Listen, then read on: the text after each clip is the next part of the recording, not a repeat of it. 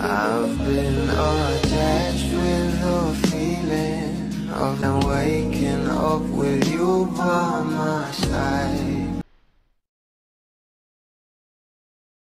Naman natin na itong ang ating Donnie at Belle ay lumipad na nga papuntang Iloilo para sa Dinagyang Festival Caravan 2024 na kung saan ay kasama nga nila dito ito ang si Esnir at syempre may post nga itong ating couple lalong lalo na nga ang kanilang iconic IG na talagang pinag-uusapan dahil sobrang sweet at talagang lapit nga rito ng ating couple at talagang magkakaroon nga rin ng chance to meet and greet itong ating Don Belle dito ngayong January 3 PM at mauuna nga itong meet and greet at pagkatapos nga nito ang Dinagyan Kapamilya Caravan Mega World Lifestyle Mall Festive Walk January 26 4 PM. Iyan na nga guys ang update patungkol sa ating Donnie at Belle Mariano. Kaya naman umani pa nga ito ng maraming komento at pinag-uusapan na. Stay tuned lang tayo for more update kala Donnie at Belle. Kaya naman umani pa nga ito ng maraming komento at pinag-uusapan na